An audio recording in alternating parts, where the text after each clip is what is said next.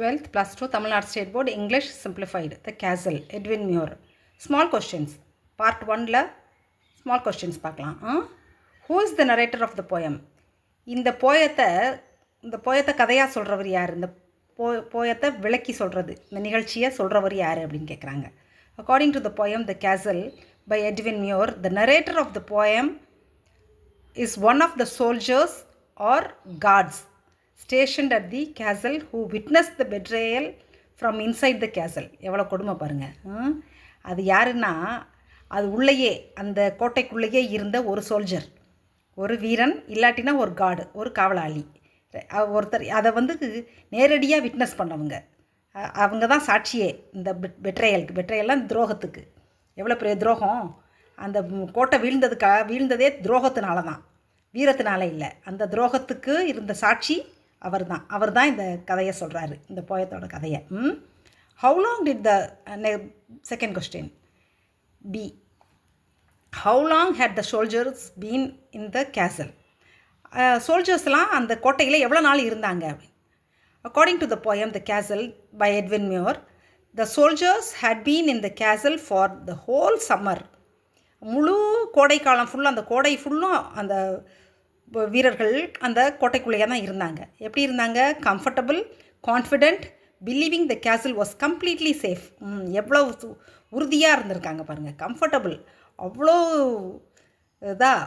சொகுசாக இருந்திருக்காங்க.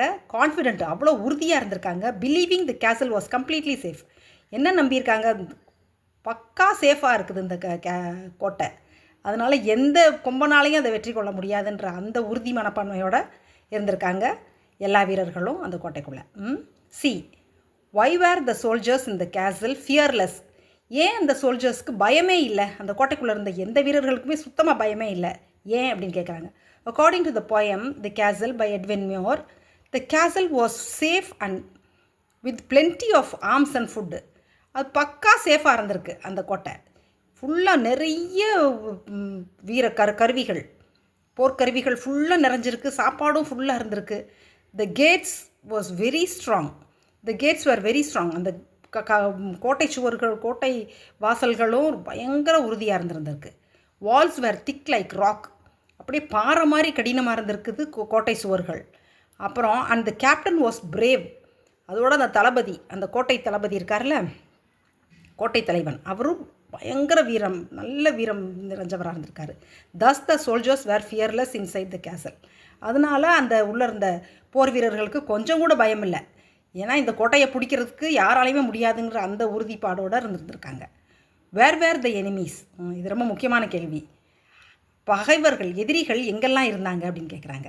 According to the poem the castle by Edwin Muir, அதாவது இந்த போயம் எட்வின் மியோர் எழுதின கேசல், இந்த கோட்டை அப்படின்ற போயத்துப்படி, த நோன் எனிமீஸ், அதாவது இதில் 2 விதமான எதிரிகள் இருந்திருக்காங்க. தெரிஞ்ச எதிரியும் இருந்திருக்கான், தெரியாத எதிரியும் இருந்திருக்கான். அதான் ரொம்ப முக்கியம். The known enemies were 1/2 mile away from the castle. 1/2 mile தூரம், அந்த கோட்டையிலேருந்து ஒரு 1/2 மைல் தூரம் தள்ளி இருந்திருக்காங்க தெரிஞ்ச எதிரிகள். Whereas the unknown traitors were inside the castle. இதுதான் ரொம்ப வேதனையானது. அன்னோன் ட்ரையட்டர்ஸ்னால் தெரியாத துரோகிகள் உள்ளேயே இருந்திருக்கிறானுங்க. இன்சைட் த கேசல், கோட்டைக்குள்ளேயே தெரியாத துரோகிகள் இருந்திருக்காங்க. அது தெரியாததுனால தான் அது மாட்டிக்கிச்சு, அந்த கோட்டை வீழ்த்தப்பட்டுருச்சு.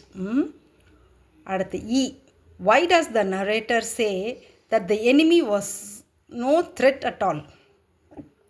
அவங்களுக்கு அந்த விரோதிகள் ஒரு பயமே கிடையாது. உள்ளே இருந்த வீரர்களுக்கு, வெளியில் நிற்கிற எதிரி இருக்கான்ல, அவன் ஒரு பயமாகவே அவங்களுக்கு இல்லை.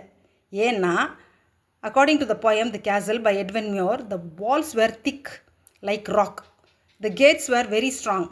வால்ஸ் எல்லாம் அவ்வளவு பாறை மாதிரி கடினமாக இருந்திருக்கு, உடைக்கவே முடியாது யாராலையும். கேட்ஸு அவ்வளோ ஸ்ட்ராங்காக இருந்திருக்கு, கோட்டை கதவுகள்லாம். த கேப்டன் வாஸ் பிரேவ், தளபதியும், இந்த கோட்டை தளபதியும் ரொம்ப வீரமாக இருந்திருக்கிறார். No clever tricks can take them dead or alive. எவ்வளவு தந்திரம் பண்ணி கூட யாரையுமே அங்கேருந்து பணமாவோ உயிரோடையோ வெளியே கொண்டுகிட்டே போக முடியாது. எந்த சூழ்ச்சியுமே செஞ்சு அந்த கோட்டையை வீழ்த்திட முடியாது அப்படின்றாங்க. The castle was completely safe. அந்த கோட்டை அவ்வளவு முழுமையாக பாதுகாப்போடு இருந்திருக்கு அப்படின்றாங்க. அடுத்து F. Did the soldiers fight with the enemy face to face? அங்கே இருந்த போர் வீரர்கள் எதிரியோட நேருக்கு நேர் போர் செஞ்சாங்களா அப்படின்னு கேட்குறாங்க. No, the soldiers did not fight the enemies face to face. அந்த அந்த எதிரிகளோட அவங்க நேருக்கு நேராக சண்டையே போடலை. A small wicket gate was opened for the enemies to enter the castle. எவ்வளோ வேதனை பாருங்கள். ஒரு சின்ன பொல்லாத தீய கதவு, ஒரு கொடுமையான ஒரு கதவு, சின்ன கதவு, அதாவது பெரிய பெரிய கதவுகள் இருக்கும் கோட்டைக்கு, அதை விட சின்ன சின்ன கதவுகளும் இருக்கும். அப்படி ஒரு கதவு வழியாக அதை திறந்து விட்டு அந்த எதிரிகளை உள்ளே விட்டுருக்குறான், காசை வாங்கிக்கிட்டு, அந்த தங்கத்தை வாங்கிக்கிட்டு. Betrayal overthrew the famous citadel. பெட்ரேயல்னால் துரோகம். துரோகம் வந்து வீழ்த்திருச்சு அந்த கோட்டையை. ஃபேமஸ் சிட்டாடல்னால் ரொம்ப ரொம்ப சிறப்பு வாய்ந்த அந்த சிட்டாடல்னாலும் கோட்டை தான். அந்த பெட்ரேயல் ஓவர் த்ரூ, பெட்ரேயல்னால் துரோகம், அந்த கோட்டையை வீழ்த்திருச்சு. அவ்வளோ பெரிய ஃபேமஸான அந்த கோட்டையை துரோகம் வீழ்த்திருச்சு அப்படின்றாங்க. சரி, இதெல்லாம் எழுதி படிங்க. நெக்ஸ்ட் கண்டினியூஷன் அடுத்த வீடியோவில் பார்க்கலாம். சரியா? All the best.